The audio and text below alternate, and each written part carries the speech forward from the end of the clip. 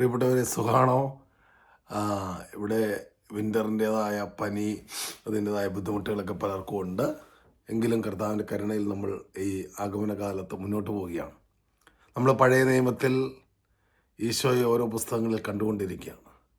പുറപ്പാടിൻ്റെ പുസ്തകത്തിലേക്ക് കടന്നു വരുമ്പോൾ ഒട്ടനവധി സൂചനകളുണ്ട്. അതിലേറ്റവും പ്രാധാന്യമുള്ള ഒരു കാര്യം മോശയും ഈശോയുമാണ്.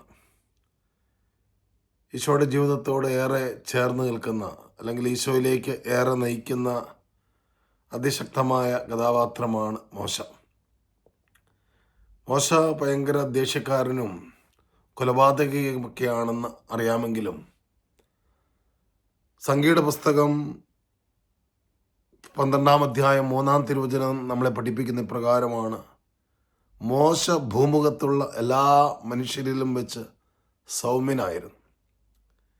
ഈ സൗമ്യത, ഈ ഹൃദയശാന്തത നമുക്കുണ്ടോ?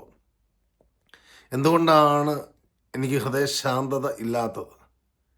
ഹൃദയത്തിൽ ശാന്തത അനുഭവിക്കാത്തതിൻ്റെ കാരണം എൻ്റെ ഉത്കണ്ഠകളാണോ, എൻ്റെ ഭാരങ്ങളാണോ, എൻ്റെ ഇറിറ്റേഷനാണോ, എൻ്റെ ചുറ്റുമുള്ള മനുഷ്യരാണോ, എന്നിലുള്ള അഹങ്കാരമാണോ, എന്നിലുള്ള പിടിവാശിയാണോ, എൻ്റെ ഈഗോയാണോ? നമ്മുടെ ഹൃദയ ശാന്തത നഷ്ടപ്പെടുത്തുന്നത് എന്താണെന്ന് തിരിച്ചറിയാൻ പറ്റിയാൽ അത് ഈ കാലഘട്ടങ്ങളിൽ, ഈ വലിയ കൃപയുടെ ദിവസങ്ങളിൽ അനുഗ്രഹമായി മാറും. മോശ ഈശോയിലേക്ക് നമ്മളെ നയിക്കുന്നെങ്കിൽ ഈശോ പറയുന്നൊരു കാര്യമുണ്ട്: ഞാൻ ശാന്തശീലനും വിനീത ഹൃദയനുമാകിയാൽ. മത്തായിയുടെ സുവിശേഷം 11-ാം അധ്യായം 29-ാം തിരുവചനം.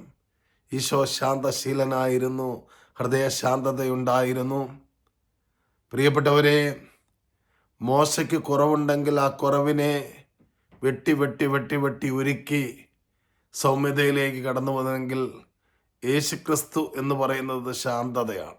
യേശുക്രിസ്തു എന്ന് പറയുന്നത് സൗമ്യതയാണ്. യേശുക്രിസ്തു കൃപയുടെ പൂർണ്ണതയാണ്. ഈ കൃപയുടെ പൂർണ്ണതയിലേക്ക് നോക്കുമ്പോൾ തീർച്ചയായും നമുക്ക് രൂപാന്തരപ്പെടുവാൻ സാധിക്കും. അതുകൊണ്ടാണല്ലോ പൗലോസ് അപ്പോസ്തലൻ റോമാലേഖനത്തിൽ പറയുന്നത് 7:24, ഞാൻ ദുർഭകനായ മനുഷ്യനാണ്, മരണത്തിന് അധീനമായി ശരീരത്തിൽ നിന്ന് എന്നെ ആര് മോചിപ്പിക്കും? ഞാൻ ദുർഭകൻ, ഞാൻ ദുർഭക, വീണു പോകുന്നു, പൊട്ടിത്തെറിക്കുന്നു, വീണ്ടും വീണ്ടും ചെയ്തു പോകുന്നു. എന്തേ ഇങ്ങനെ?